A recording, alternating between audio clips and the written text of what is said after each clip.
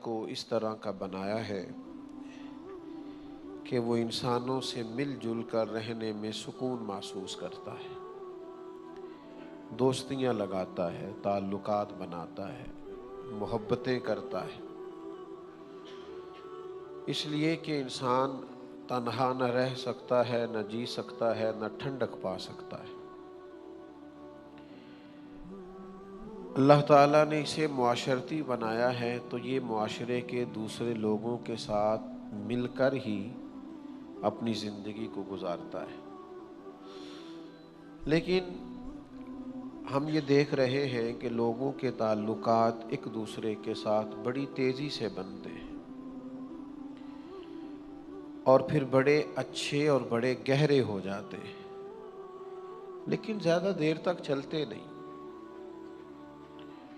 وقت کے ساتھ ساتھ پہلے ان میں شکوے پیدا ہوتے ہیں، شکایتیں پیدا ہوتی ہیں، پھر اس کے بعد وہ شکایتیں دلوں کی دوری کا سبب بنتی ہیں، پھر نتیجہ یہ نکلتا ہے کہ وہ تعلق نہ صرف خراب ہوتا ہے بلکہ بعض جگہوں پہ اختلاف، عداوت اور دشمنی کی صورت بھی اختیار کرتا ہے۔ کیا کتاب و سنت نے اس تعلق سے ہماری کوئی رہنمائی کی ہے اور ہمیں کس طرح سے زندگی میں تعلقات کو آگے لے کے چلنا چاہیے؟ چند ایک باتیں اس تعلق سے آپ کی خدمت میں عرض کرنی ہے۔ سب سے پہلے تو یہ سمجھ لیں کہ دین کہتا ہے تعلق جو بھی لگائیں نا، رشتہ جو بھی بنائیں وہ تقوی کی بنیاد پر بنائیں، محض اللہ تعالیٰ کی رضا کے لیے کسی سے دوستی رکھیں۔ یہ اتنا خوبصورت، اتنا اہم، اتنا بنیادی حل ہے کہ ساری باتیں اسی کے اندر آ جاتی ہیں۔ جب کسی سے تعلق ہی اللہ کی رضا کے لیے ہے تو پھر وہ آپ کی کوئی بات بھی نہ مانے، وہ آپ کی کسی امید پر بھی پورا نہ اترے، وہ آپ کی کسی جگہ کسی خواہش کا احترام بھی نہ کرے، تو آپ کو اس لیے تو محبت نہیں کر رہے کہ وہ آپ کی سنے، آپ کی مانے، آپ کو نفع دے، آپ تو اللہ کی رضا کے لیے محبت کر رہے ہیں، اور رضا الہی تو مومن کو ہر وقت مطلوب ہوتی ہے۔ یہ ایک بنیادی بات کتاب و سنت نے ہمیں بیان کر دی، اور اس کے لیے پورا پورا باب ہے بخاری میں، مسلم میں، مشکاہ شریف میں، کہ کسی سے محبت کرنی ہے تو محض اللہ تعالیٰ کی رضا کے لیے کرنی۔ جب یہ تصور کسی بھی تعلق کی بنیاد بنتا ہے تو پھر اس تعلق کے اندر کسی قسم کی کوئی دراڑ پیدا نہیں ہوتی، باقی جتنے بھی رشتے ہیں وہ سارے ٹوٹ جاتے ہیں۔ آپ کے تعلقات کاروباری ہوں، آپ کے تعلقات کسی مخصوص کام کے لیے کسی سے ہوں، کسی خاص کاروباری شراکت داری کی بنیاد پر ہوں، وہ اپنے وقت پر جا کے کسی نہ کسی مقام پر چیزیں پرانی بھی ہوتی ہیں اور ان کے اندر نقص بھی واقع ہوتا ہے، لیکن جو تعلق تقوی کی بنیاد پر ہوتا ہے نا، اس میں بندہ دوسرے بندے کے ساتھ ڈائریکٹ نہیں ہوتا، اس میں دو بندوں کے درمیان اللہ کی رضا موجود ہوتی ہے، تو اس کی بھی برکات اتنی ہوتی ہے کہ وہ تعلق اتنا قائم رہتا ہے، اتنا قائم رہتا ہے کہ رب فرماتا ہے دنیا میں نہیں گویا آخرت میں بھی وہ تعلق قائم رہے گا۔ سورہ زخرف کی ایک آیت میں نے تلاوت کی ہے، اللہ تعالیٰ نے ارشاد فرمایا الاخلاء یومئذ بعضهم لبعض عدو، فرمایا گہرے دوست بھی قیامت کے دن دشمن بن جائیں گے۔ جو بڑے پختہ دوستیاں رکھنے والے لوگ تھے ان کا بھی قیامت میں ایک دوسرے کے ساتھ عداوت کا معاملہ ہو جائے گا، بچے گا کون؟ فرمائے الا المتقین، جن کی دوستیاں تقوی کی بنیاد پر ہوں گی وہ دوستیاں قیامت کے دن بھی قائم رہیں گی۔ بلکہ طبرانی میں حدیث موجود ہے، نبی کریم علیہ السلام نے فرمایا جن لوگوں کے لیے اللہ اپنی بارگاہ کرم سے جنت کا فیصلہ کرے گا، وہ لوگ عرض کریں گے کہ مالک تو نے ہمارے لیے تو جنت کا فیصلہ فرما دیا، تو وہ کہاں ہیں جو ہمارے ساتھ مل کے نمازیں پڑھا کرتے ہیں؟ وہ کہاں ہیں جو ہمارے ساتھ مل کے تیری یاد کرتے تھے، ذکر کرتے تھے، دین کی خدمت کرتے تھے، حج و زیارت کرتے تھے، عبادات میں ہم مشترک تھے؟ تو مہربانی کر انہیں بھی بلا۔ تو محبوب فرماتے وہ کسی اپنی کمزوری اور کوتاہی کی وجہ سے اس فیصلے کے مستحق نہیں تھے، لیکن جب یہ صالحین ان کی سفارش کریں گے تو اللہ تعالیٰ انہیں بھی جنت عطا فرما دیں گے۔ تو تعلقات کی بنیاد اللہ تعالیٰ کی رضا رکھی جائے۔ میں یہ نہیں کہتا کسی کو کام ہی نہ بتائیں، ظاہر ہے کہ جب آپس میں مل بیٹھیں گے تو کوئی نہ کوئی آپ کو کسی وقت کو ضرورت پڑتی ہے، آپ اس کا اظہار کریں، لیکن بنیاد ضروریات پر نہ رکھیں۔ بنیاد تعلقات کو تعلق رہنے دیں، تجارت نہ بنائیں۔ اگر آپ اس کو تجارت بنا لیں گے تو پھر یہ تعلق نہیں ہے، پھر یہ کاروبار ہے۔ جس سے بھی تعلق ہے اس سے نفع ہی لینا ہے، جس سے بھی تعلق ہے اس سے کوئی فائدہ ہی اٹھانا ہے، جس سے بھی تعلق ہے اسے کوئی کام ہی بتانا ہے، تو بھئی آپ بہت اچھے بزنس مین تو ہو سکتے ہیں لیکن بہت اچھے دوست نہیں ہیں، بہت اچھے آپ محب اور محبوب نہیں ہیں۔ آپ ایک اچھے تاجر ہیں، آپ بہترین تجارت کر رہے ہیں، آپ نے چن چن کے ان لوگوں کے کارڈ اپنے پاس رکھے ہیں جو وقت پر آپ کے کام آئیں گے، لیکن یہ ساری تجارت تو ہو رہی ہے، محبت نہیں ہو رہی۔ تو عزیز بھائی یہ یاد رکھیے گا کہ اپنی زندگی کے اندر تعلقات بنائیں، اور یہ تعلق بڑے مزیدار ہوتے ہیں جو اللہ کی رضا کے لیے بنائے جاتے ہیں۔ یہ جتنے بھی ہمارے تعلقات ہیں نا، استاد کا شاگرد سے رشتہ، ایک کلاس فیلو کا کلاس فیلو سے رشتہ، ایک دینی بھائی کا دوسرے دینی بھائی سے تعلق، ہمارا اپنے شیخ سے رشتہ، شیخ کا اپنے مرید سے رشتہ، ان سب کی بنیاد اللہ کی رضا ہے۔ اور نبی پاک علیہ السلام نے فرمایا جو لوگ اللہ کی رضا کے لیے ایک دوسرے سے محبت کرتے رہے نا، قیامت کے دن اعلان ہوگا، قیامت کے دن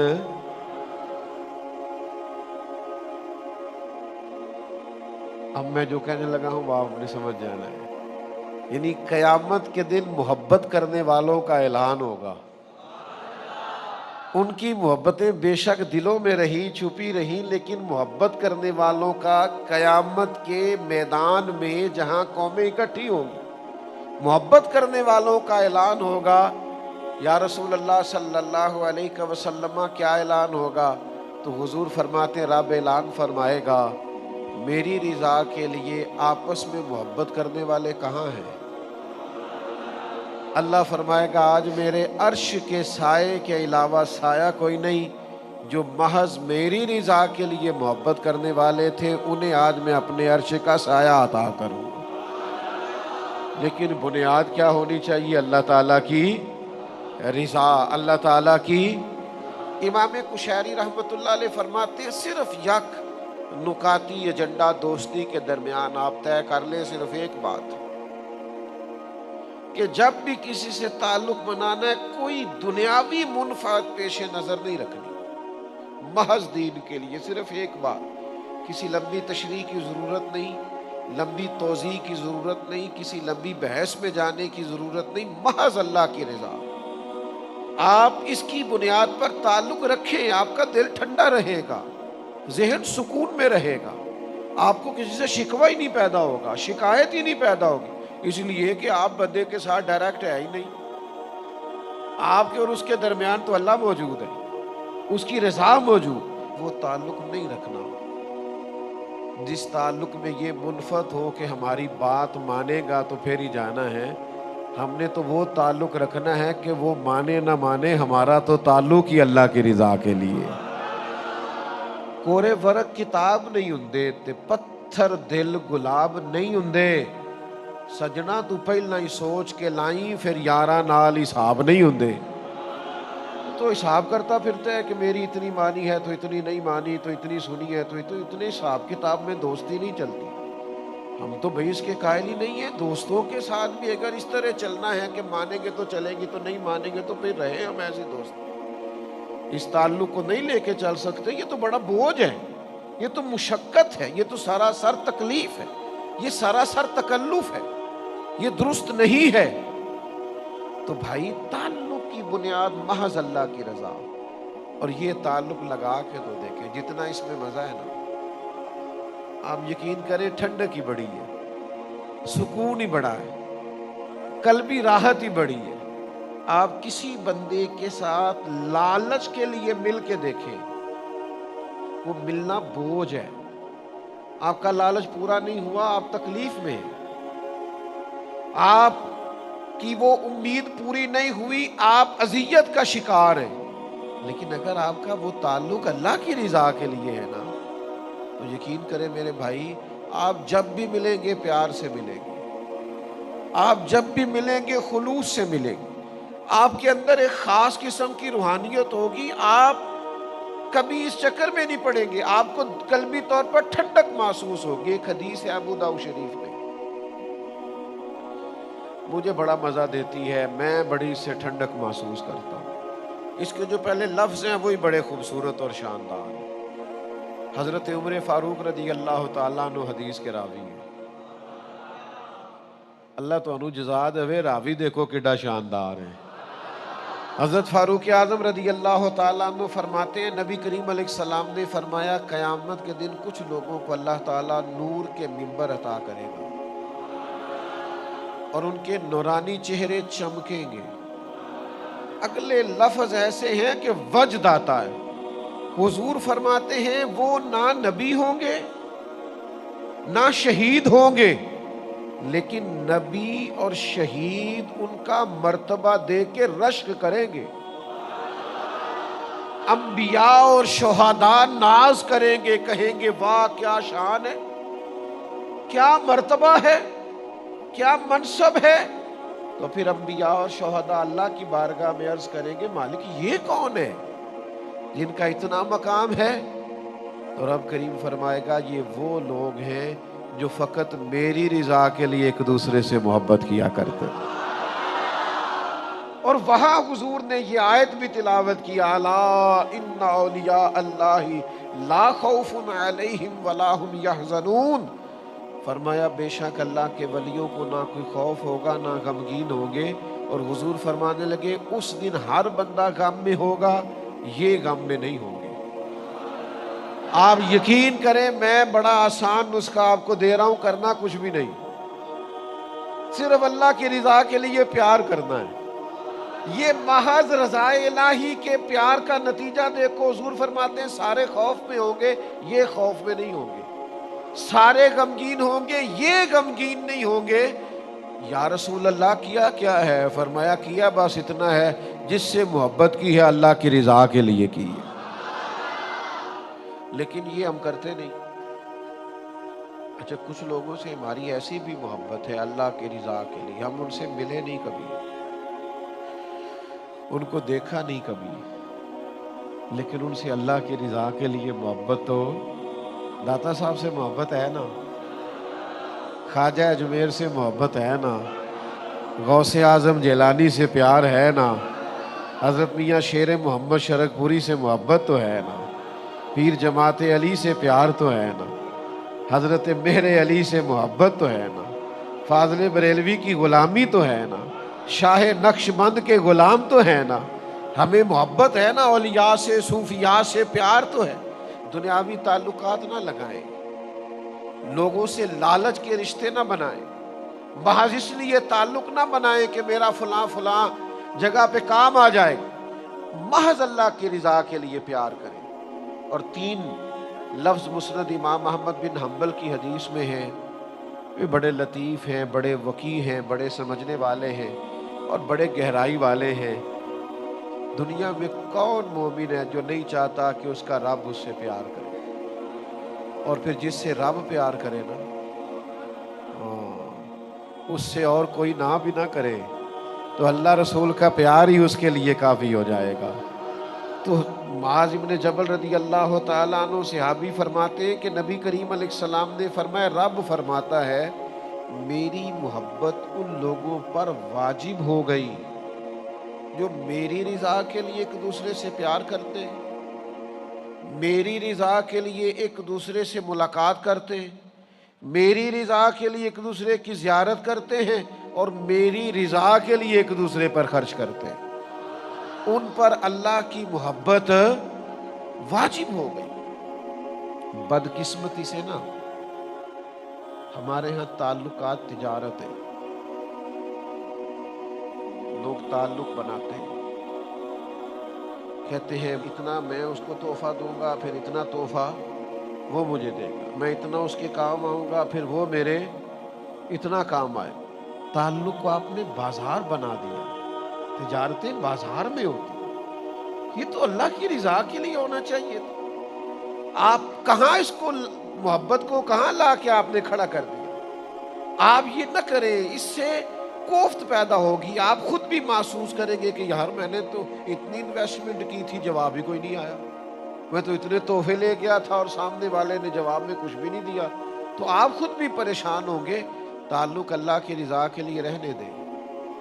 ہاں، تحفہ لینے دینے سے محبت بڑھتی ہے، میں اس کا قائل ہوں، لیکن تحفہ لینا دینا چاہیے، تحفوں کی تجارتیں نہیں کرنی چاہیے۔ ایک شاعر نے کہا تھا میری خودداریاں تھکنے لگی ہیں، اب میں بھی تحفے پا کے خوش ہونے لگا ہوں، اب تھک گئی ہیں میری خودداریاں، اب مجھے بھی کوئی تحفہ ملے تو میرا دل جھکتا ہے اس آدمی کی طرف۔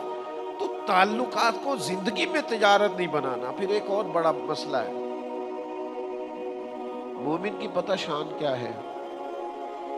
مومن کی شان یہ ہے کہ وہ نفع دیتا ہے۔ مومن اس درخت کی طرح ہوتا ہے کہ جس کی جڑیں زمین میں بڑی گہری ہوتی ہیں اور اس کی شاخیں آسمان کی طرف بڑی اونچی ہوتی ہیں، پھل بڑا میٹھا ہوتا ہے، چھاؤں بڑی گہری ہوتی ہے۔ مومن ہمیشہ نفع دیتا ہے۔ مومن کا یہ کبھی مزاج نہیں ہوتا کہ میں فلاں کو استعمال کروں، معاذ اللہ میں اس سے نفع پاؤں، میں اس سے فلاں چیز حاصل کروں، کہ اس کی طبیعت نہیں ہوتی۔ خیر الناس من ینفع الناس، نبی کریم علیہ السلام نے فرمایا میرے مومنوں میں سب سے زیادہ بہتر وہ ہے جو لوگوں کے حق میں بہتر ہے، جس سے لوگ نفع اٹھائیں۔ وہ یہ نہ کرے کہ لوگوں کو کتنا استعمال کر سکتا ہے، بلکہ مومن کی شان یہ ہے کہ وہ نفع دینا شروع کرتا ہے۔ آج نا ہمارے ہاں حقوق پر کانفرنسیں ہوتی ہیں، جلسے ہوتے ہیں، کتابیں لکھی جاتی ہیں، اور ساری اس لیے لکھی جاتی ہے کہ ہمیں حق دو۔ تو میں اکثر دوستوں سے کہا کرتا ہوں یہ حق دو، حق مانگو، یہ مہم ختم کر کے اگر ہم سارے حق ادا کرنے شروع کر دیں نا، بات بڑی آگے چلی جائے گی۔ میرے قبلہ عالم میرے افسا فرمایا کرتے تھے کچھ لوگ کہتے ہیں یہ بچے ہیں، یہ پال جائیں گے، بڑے ہو جائیں گے، کل کو میرا سہارا بنیں گے۔ فرماتے نا بھائی، توبہ توبہ، ہم ان کا سہارا نہیں مانگتے، ہم تو اللہ رسول کا سہارا مانگتے ہیں۔ فرماتے تھے ہم تو ان سے بھی نفع نہیں چاہتے، ہماری تو ڈیوٹی لگی ہے کہ یہ اولاد ہے، اس کی اچھی خدمت کرنی، اچھی پرورش کرنی، تعلیم و تربیت کرنی، ہم وہ کریں گے۔ لیکن یہاں بھی ہماری وہ سوچ نہیں ہے، ہاں یہ خدمت کریں گے تو انہیں نفع ملے گا، یہ خدمت کریں گے تو دعا ملے گی، یہ خدمت کریں گے تو اجر پائیں گے۔ لیکن ہم یہ بھی لالچ نہیں رکھتے، ہم نے جو اجر بھی لینا ہے رب کریم سے ہی لینا ہے۔ تو نفع لے لینا، میں نے فلانے سے فائدہ اٹھا لیا، یہ بات درست نہیں ہے۔ دوسری بات یہ ہے کہ اپنے پیاروں کو تکلیفوں میں نہیں ڈالا جاتا، جن سے محبت ہوتی ہے انہیں بندہ آزمائشوں میں ڈالتا ہے، انہیں بندہ لا کے تو اس جگہ کھڑا کرتا ہے جہاں آگ ہو اور ان کو گرمائش پہنچے، ان کو لا کے وہاں کھڑا کیا جاتا ہے جہاں وہ تکلیف میں آ جائے۔ میرے عزیز، اگر آپ کا واقعی کسی سے مخلصانہ تعلق ہے تو پھر کبھی اس سے کوئی ایسا مطالبہ نہ کریں کہ وہ بیچارہ آزمائش میں آ جائے۔ پیاروں کو تکلیفیں نہیں دیا کرتے، امتحان میں تو نہ ڈالیں، تکلیف تو نہ دیں۔ اور بعد کا تو بندہ اتنا پیارا ہوتا ہے اور اس کے ساتھ دل اتنا زیادہ لگا ہوا ہوتا ہے۔ میں آپ کو آج اپنا درد بیان کر رہا ہوں کہ پورا اس کا وجود دیکھ کے سوچ میں پڑ جاتے ہیں کہ یار تجھے انکار بھی نہیں کر سکتے، پر تو نے کہاں لا کے کھڑا کر دیا۔ تو نے مطلب یہ تجھ سے امید بے تحاشا تھی، تو نے یہ کیا کیا؟ تجھے یوں نہیں کرنا چاہیے۔ تو کبھی بھی اپنوں کو، یار دیکھو نا، بلا مثال و بلا تشبیہ، صرف سمجھانے کے لیے عرض کرتا ہوں، سیرت بعض اوقات بات کریں تو بات سمجھ میں آتی ہے۔ مسجد کی صفائی کرنے والی ایک خاتون کا وصال ہو گیا، حضور علیہ السلام اس پر بڑی شفقت فرمایا کرتے تھے، وہ بوڑھی وصال کر گئی، صحابہ فرماتے ہیں ہم نے رات کو اسے دفن کر دیا، صبح آ کے اللہ کے محبوب نے اظہار فرمایا تم نے بتایا کیوں نہیں؟ تو ہم نے عرض کی حضور ہم نے آپ کو تکلیف دینا مناسب نہیں سمجھا۔ کیا کرنا تھا بھلا حضور نے؟ جنازہ پڑھانا تھا، 4 تکبیریں پڑھنا تھا، لیکن یا رسول اللہ صلی اللہ علیہ وسلم ہم نے آپ کو تکلیف دینا پسند نہیں کیا۔ یہ ہے عنوان محبت کہ آپ کا کسی سے پیار ہے، پھر آپ نے اس کو سولی پہ لٹکا دیا۔ آپ کی اس سے محبت ہے اور آپ نے اس کو اتنی سخت جگہ پہ لا کے کھڑا کر دیا ہے جہاں وہ بیچارہ کچھ کہہ ہی نہ سکے۔ یہ انداز ہمارے ہاں، یہ دیہاتی ماحول میں بعض اوقات اس طرح بھی ہوتا ہے، وہ جی میری بہن رشتہ لینے آ گئی ہے، اب وہ بہنوئی آ گیا ہے، ٹھیک ہے بچہ تھوڑا نکما بھی ہے تو کیوں قربانی دیں گے آپ بیٹی کی؟ اور پھر اس بہن کو اللہ سمجھائے کہ بھائی آپ سے پیار کرتا ہے، محبت کرتا ہے، اور آپ نے اسے اس آزمائش میں ڈال دیا ہے کہ اب وہ آپ کے نکمے بیٹے کو اپنی لائق بیٹی کا رشتہ دے دے۔ آپ اس قدر امتحان میں کیوں ڈالتے ہیں کسی؟ یہ انداز کبھی زندگی میں اختیار نہ کریں۔ آپ جس سے پیار کریں پھر اس کے جذبات کا احترام کریں، پھر آپ اس کی قد کاٹ کا احترام کریں۔ کوئی ایسا رویہ اختیار نہ کرے جس سے آپ جس سے محبت کرتے ہیں اسے تکلیف آئے۔ لیکن وہ ہمارا انداز بڑا انوکھا ہو گیا ہے، ذرا تھوڑا سا جی آپ نے 2 جملے کہنے آپ کو پتہ ہی نہیں۔ کسی کو 2 جملے کہنے میں انسان کو مشقت کتنی ہوتی ہے، کسی کو 2 جملے کہنے میں تکلیف کتنی ہے، آپ کو اندازہ نہیں اس کا، کہ وہ کہے گا یار میں نے دین کے نام پر اس سے 2 دفعہ ہاتھ کیا ملا لیا، یہ تو چکر میں پڑ گیا ہے۔ تو یہ انداز درست نہیں ہے۔ اپنی تعلقات محض اللہ کی رضا کے لیے پھر ایک بہت بڑی مصیبت یہ ہے کہ شکوے بڑے کرتے ہیں لوگ۔ آپ سارے دوست اگر توجہ کریں تو ایک بات کروں آپ سے، جو محبوب ہوتا ہے نا، جو پیارا ہوتا ہے، اس کا شکوہ نہیں ہوتا۔ داتا گنج بخش علی حجویری فرماتے محبوب زیادتی بھی کرے تو اس پہ غصہ نہیں آتا، محبوب جو ہوا۔ اور میرے بھائی جو محبوب ہے نا، محبوب، اس کا شکوہ نہیں۔ آپ محبوب ہیں اور آپ 2 لوگوں کو کھڑا کر کے کہہ رہے ہیں فلانے نے میرے ساتھ ایسا کیا حالانکہ میں بڑا پیار کرتا تھا، آپ جھوٹ بول رہے ہیں۔ محبوبوں کے شکوے نہیں ہوتے، آپ کو کوئی پیار نہیں، آپ دھوکہ دے رہے ہیں۔ ایک صاحب میرے پاس ایک دفعہ کھڑے ہوئے، بڑی پرانی بات ہے، کہنے لگے ایک بات کرنی تھی حضرت، آپ سے ایک مشورہ لینا تھا۔ میں نے کہا کیا؟ کہنے لگے وہ ہمارے پیر صاحب ہیں تو یہ مسائل آگے ہیں تو یہاں نکتہ ہے، تو میں اب کیا کروں؟ میں کہ پہلا تو بیعت دوبارہ کرنا، تیری پچھلی ٹوٹ گئی ہے، اس لیے کہ یہ تو عقیدت کا رشتہ ہے۔ تو اگر تو آپ نے 2 شکوے کر لیے تو معاملہ ختم ہو گیا۔ محبوباں تے نکتہ چینی کرن تو جڑا باز نہیں آوندا۔ اے اگلی گل آدم چشتی کیتی جے دقت ہوئی تھی وہ نہ گل کرنی جے، میری نہیں جے۔ انہیں کیتی ہے مرحوم نے، تو بندہ بڑا قابل سی، چونکہ وہ آپ یہ نہ کہیں کہ پیر صاحب آکھے ایسی، میں نہیں جی آکھیا، اس نے کہا ہے تو اس سے بات کر لینا، میں تو اتنے سخت لفظ بول ہی نہیں سکتا۔ اس نے کہا محبوباں تے نکتہ چینی کرن تو جڑا باز نہیں آوندا، اصل منافق جانو اس نو، اصل۔ آدم چشتی یار ایڈا ڈاڈا ہو گیا، نیرا منافق نہیں، اصل منافق ہی آگ چھڑے آئی۔ اس نے کہا محبوباں تے نکتہ چینی کرن تو جڑا باز نہیں آوندا، اصل منافق جانو اس نو، یہ جھوٹا پیار جتاوندا ہے۔ سانو تے دسیا ہے عشق دے مفتی جڑا مڑ مڑ کے فرماوندا ہے آزم جتھے دل لگ جاوے اوتھے عیب نظر نہیں آوندا۔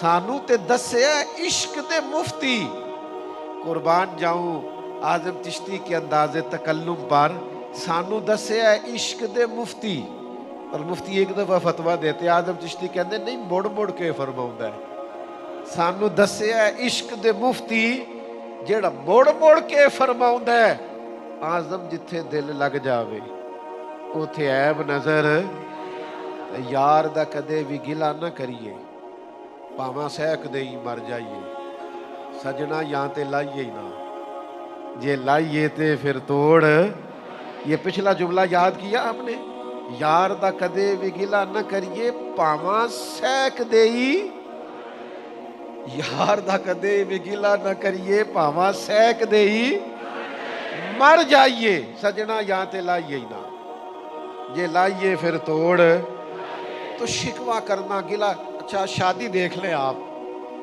300 رشتہ دار شادی میں آیا ہوگا تو محبت ہے تو آئے ہیں نا کوئی بھانجے کی شادی پہ آیا ہے کوئی بھتیجے کی کوئی کسی کی کوئی کسی کی ان میں 3-4 ہوں گے شکموں والے وہ اپنا گروپ علیحدہ لے کے بیٹھے ہوں گے وہ ایک منصوبہ بنا رہے ہوں گے کہ شادی خراب کیسے کر دی تو یہ شکوے جتنے بھی ہیں نا یہ نفرتیں پیدا کرتے ہیں اس لیے اسلام نے کہا غیبت کرنے والا جنت میں نہیں جائے گا تو گلے شکوے شکایتیں یہ تعلقات کو خراب کرتی ہیں آپ محبت کریں آپ پیار کریں میرے تاج الشریعہ میرے قبلہ عالم میرا خزانہ میری کل کائنات میرے حضرت صاحب سے میں نے ایک دفعہ کہا حضور بڑھاپا ہے کمزوری ہے صحت بعض اوقات اجازت نہیں دیتی کئیوں سے اٹھ کے ملتے ہو اور کئیوں کو ایک ہاتھ سے بھی ملاقات کر لیتے ہو وجہ کیا ہے کہنے لگے کچھ پروٹوکول کے قائل ہوتے ہیں اٹھ کے نہ ملیں تو دوبارہ آتے نہیں اور کچھ ایسے ہیں ملو نہ ملیں اپنے ہیں انہوں نے جانا کہیں بھی نہیں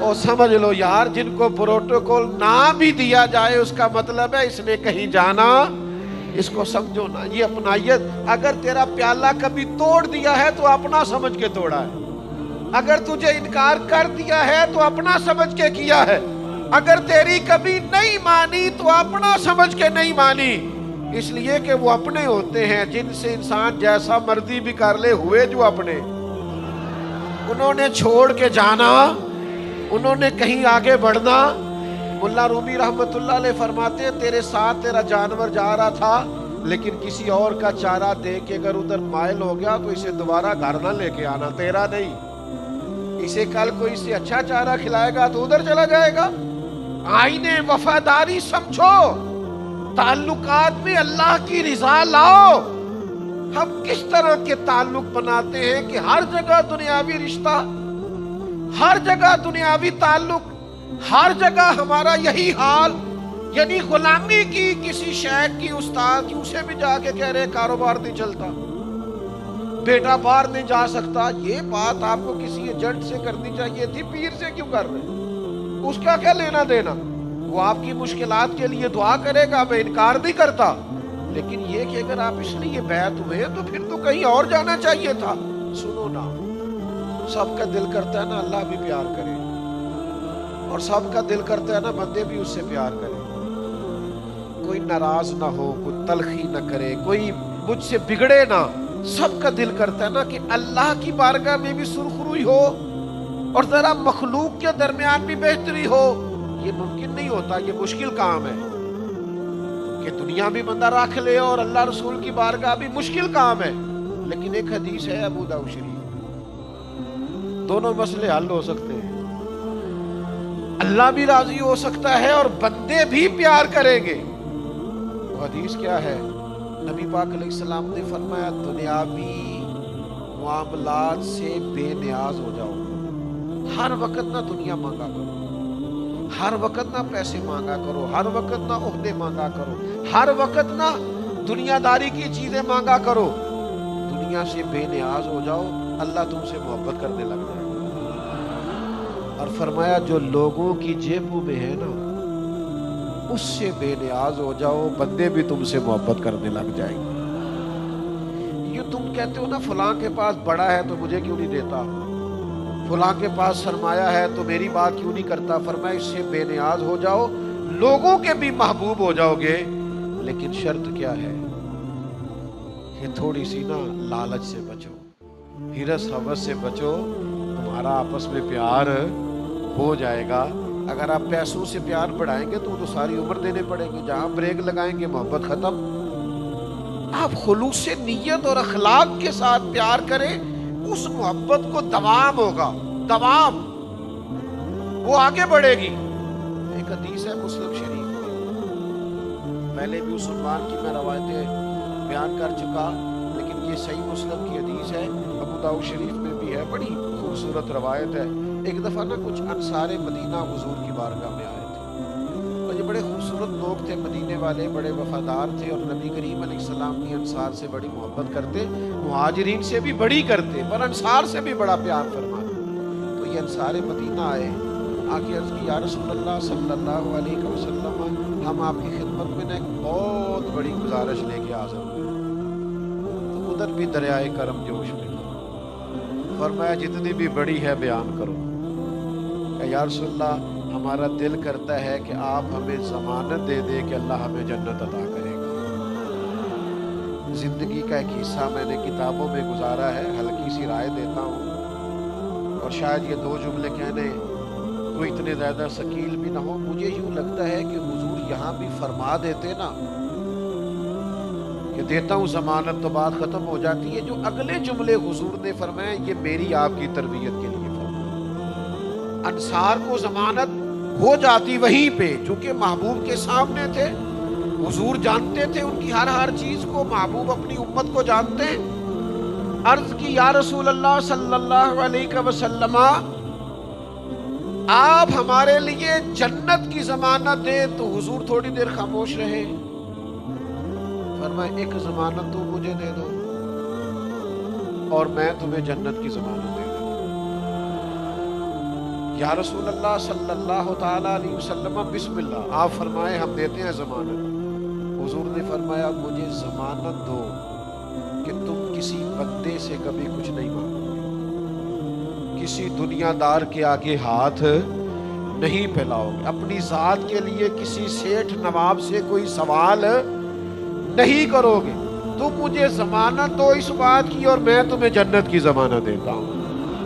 ہو گئی ضمانت، ادھر سے بھی ضمانت ہو گئی، ادھر سے بھی ضمانت ہو گئی۔ انہوں نے کسی دنیا دار سے سوال نہ کرنے کی گارنٹی دے دی، اور مدینے والے محبوب نے جنت کی گارنٹی دے دی۔ تو اگر آپ لوگوں سے سوال نہیں نہ کریں گے تو حضور نے جنت کی گارنٹی دی ہے۔ تو ہمارے ہاں تو بھائی لوگوں نے مزاج بنا لیا ہے، جس سے بھی تعلق بناتے ہیں دنیا کے لیے، جس سے بھی رشتہ بناتے ہیں تجارت کے لیے، جس سے بھی تعلق بناتے ہیں امیدوں کے لیے، تھوڑا باہر نکلو، اس طرح آپ کا اپنا دل بھی سخت ہو جائے گا، آپ کی اپنی طبیعت کے اندر بھی بڑے سارے مسائل پیدا ہو جائیں گے۔